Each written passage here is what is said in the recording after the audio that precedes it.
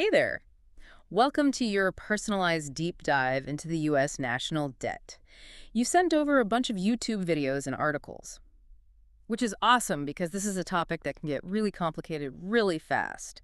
And just to throw out a number that'll make your jaw drop, the U.S. is currently over $35 trillion in debt. That's more than the entire economic output of many countries combined. We're not just talking about a big number here.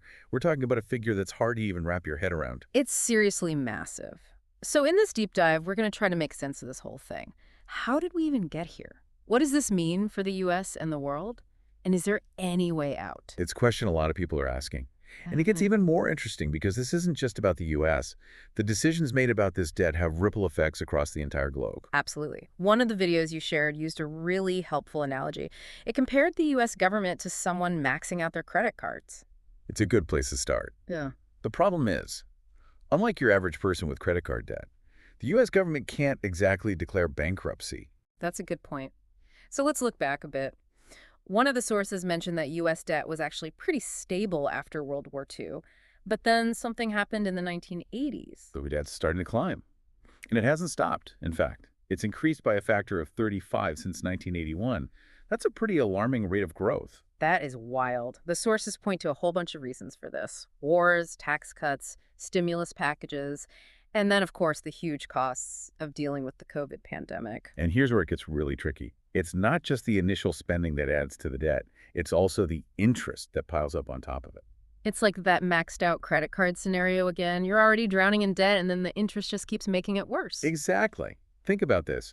The U.S. is going to shell out over $1 trillion this year just on interest payments. Don't put that in perspective. That's actually more than what we spend on defense. $1 trillion, just in interest. That's a staggering number. One of the articles mentioned a really crazy visual. If you took all the debt and stacked it up in dollar bills, it would reach the moon and back 5 times. It really puts the scale of the problem into perspective. And to bring it even closer to home, think about this. In 1980, the national debt per household was around $39,000. Today, it's over $260,000. So everyone listening, that means each of you theoretically owes over $250,000 just because of this national debt. Now, this brings up a big question. Who exactly is the U.S. owing all this money to? I think a lot of people assume it's mainly other countries, right? Like China.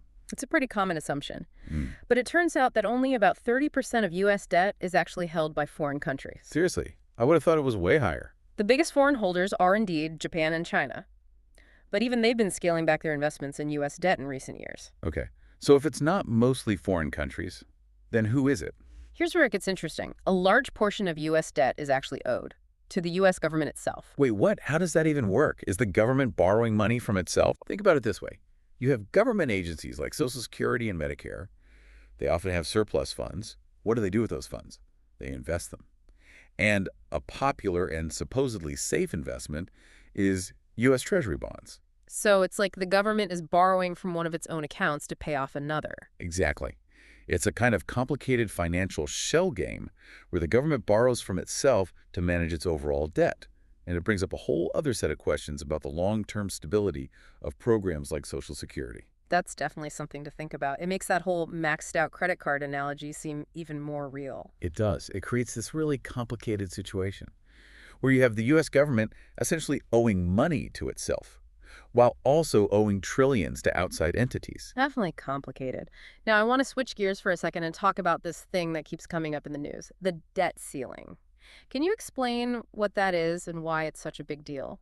The debt ceiling is basically a legal limit set by Congress on how much money the U.S. government is allowed to borrow. So it's like putting a spending cap on that maxed out credit card. Exactly. And to raise that limit, Congress has to agree, which, as you've probably seen in the news, can lead to some pretty intense political battles. Yeah.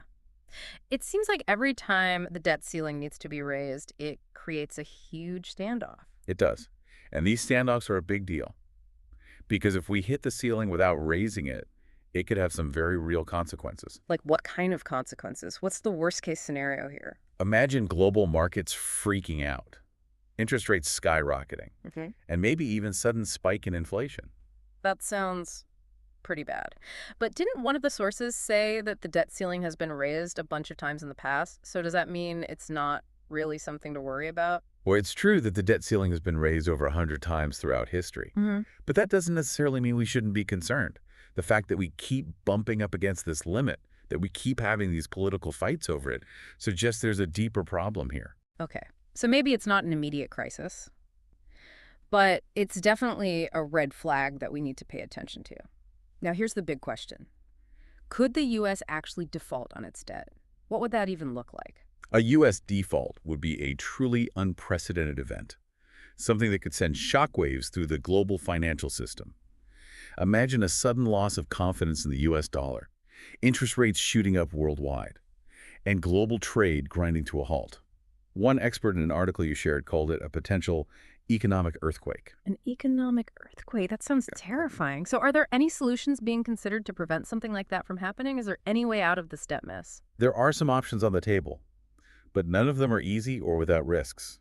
Some economists are hoping for an economic boom, something similar to what happened after World War II.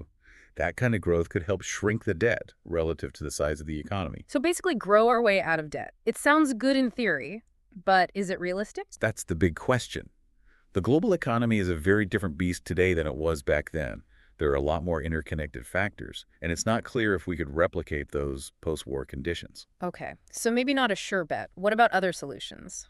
Well, some suggest just printing more money, but that comes with a whole host of dangers. Yeah, I've heard about that. Too much money in circulation leads to inflation, right? Maybe even hyperinflation. Exactly. And hyperinflation can wreck an economy, especially for people who are on fixed incomes. Suddenly their savings aren't worth anything and the cost of everything skyrockets. So printing money seems like a pretty risky solution. What are some of the other ideas being tossed around? Then there are the classic and often politically charged options, raising taxes or cutting spending. Both have their supporters and detractors. Yeah, those solutions always seem to get bogged down in political debates. They do. Raising taxes could potentially generate more revenue to pay down the debt, but it could also slow down economic growth if people have less money to spend.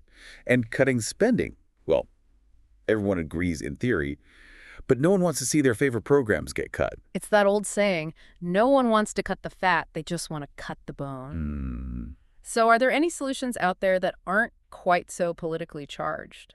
One of the more interesting ideas we came across involves gold. Gold. Now this is getting my attention. Tell me more. One expert predicts that the price of gold could realistically hit $100,000 per ounce. And the idea is that this massive increase in gold's value could be used to help pay off a huge chunk of the national debt. Wow, $100,000 an ounce. That would be incredible, but also kind of hard to imagine. How would that even work in practice? Would the government sell off its gold reserves? The specifics aren't entirely clear, but the basic idea is that if the price of gold went up that much, the value of the U.S. gold reserves would also skyrocket, giving the government more financial leverage to tackle the debt. But wouldn't that make gold ridiculously expensive for everyone else? And are there any potential downsides to this approach? Those are all great questions. A gold price that high could have all sorts of unintended consequences for the global economy. Some argue that it could destabilize the dollar's value even further, and others worry that it would create a gold bubble that could eventually burst, causing even more economic chaos. It sounds like there's no such thing as a simple solution when it comes to the national debt. You got it.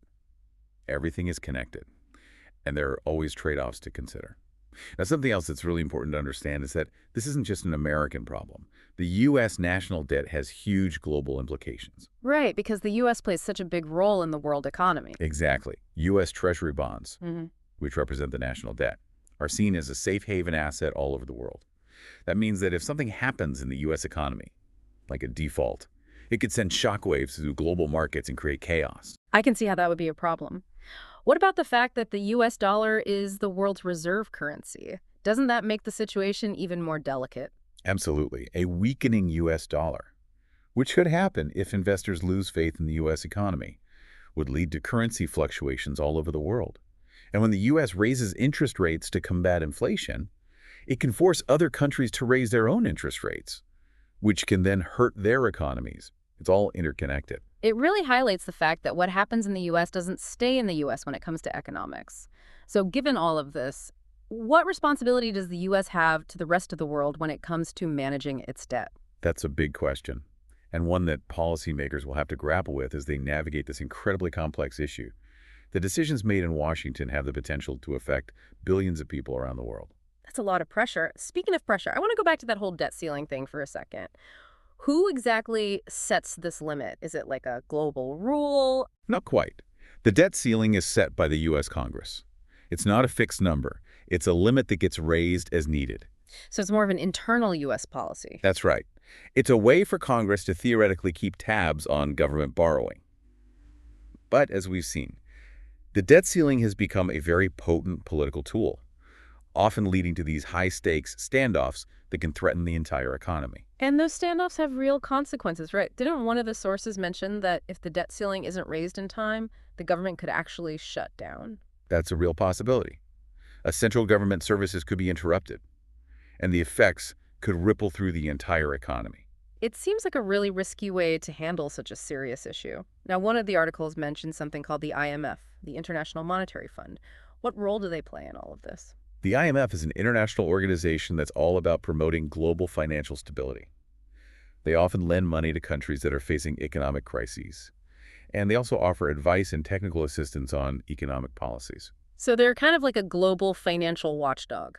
In a way, yes. They monitor economic trends, assess risks, and provide recommendations to countries on how to manage their finances responsibly. And what have they said about the U.S. debt situation? Have they weighed in at all? They have. And they've expressed concerns about the growing U.S. debt. They've warned that if it keeps growing at this rate, it could eventually pose a real risk to the global economy. So even on a global scale, there is a recognition that this is a serious issue that needs to be addressed. Okay, so we've talked about the causes of the debt, the potential consequences of a default, and some of the proposed solutions. What about the average person listening to this? How does all of this actually affect them? The impact can be felt in a number of ways. For one, when interest rates on government debt go up, it often leads to higher interest rates for consumers. That means it becomes more expensive to borrow money for things like mortgages or car loans. So that whole maxed out credit card analogy applies to everyday people too. To a certain extent, yes.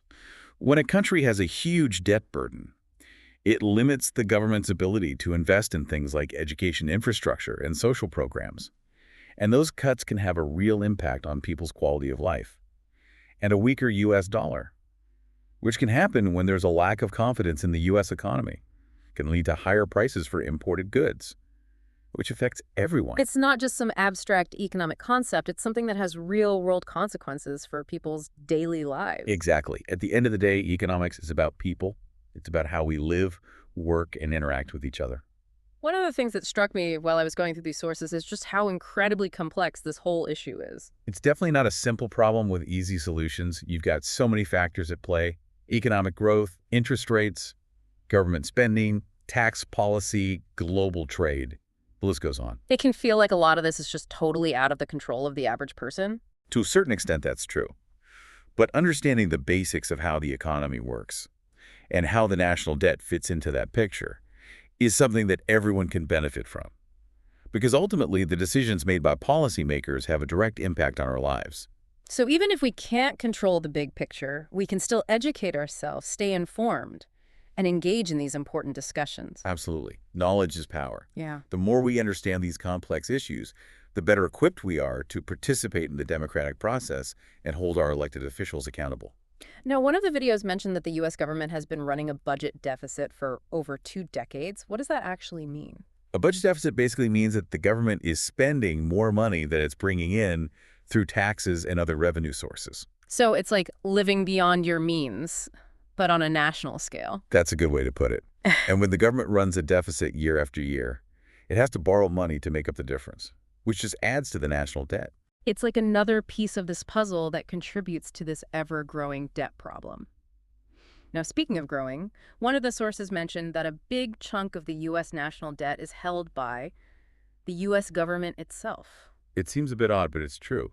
Certain government agencies, like Social Security and Medicare, often have extra money, surplus funds.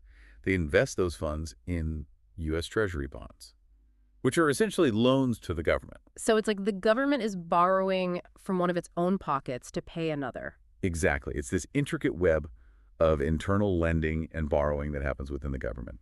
And it adds another layer of complexity to this whole debt situation. Now, I want to shift gears for a bit and talk about the potential impact of a U.S. debt crisis on the global economy. Because it wouldn't just affect America, right? Not at all. The US dollar plays a massive role in the global economy as the world's reserve currency. That means it's widely used in international transactions, and a lot of countries hold US dollar reserves. So if the U.S. dollar were to suddenly weaken significantly, wouldn't that have huge consequences around the world? Absolutely. Imagine currency fluctuations, making imports from the US much more expensive for other countries. It could also affect the value of investments that are held in US dollars, potentially leading to losses for investors around the globe. It sounds like a potential threat to global financial stability. It's a risk that policymakers have to take very seriously. A U.S. debt crisis would have far-reaching and potentially devastating consequences. Now, one of the videos we watched argued that tariffs could be a potential solution to the debt problem. Can you explain how that would work? The basic idea is that by slapping tariffs, essentially taxes, on imported goods, the government could potentially bring in more revenue. That extra revenue could then be used to help pay down the debt. But wouldn't that also make imported goods a lot more expensive for consumers? Wouldn't that hurt everyday people? It very well could. Yeah. And it's also possible that other countries would retaliate with their own tariffs, which could then trigger a trade war and disrupt global trade, hurting everyone in the process. So it seems like a solution that comes with its own set of challenges and potential downsides. Exactly. There's no such thing as a free lunch in economics. Every policy decision has potential consequences, and there are always trade-offs to consider. I want to circle back to government spending for a minute. One of the sources claimed that the U.S. government wastes a ton of money every year. Is there any truth to that? Government waste is a common complaint, and there's certainly evidence to suggest that the government could be more efficient with its spending. We often see reports about inefficient programs, bureaucratic hurdles, and questionable spending decisions. So is it fair to say that the government could tighten its belt and be more responsible with how it spends taxpayer money? There's definitely room for improvement. Streamlining bureaucracy, getting rid of redundant programs, Yeah.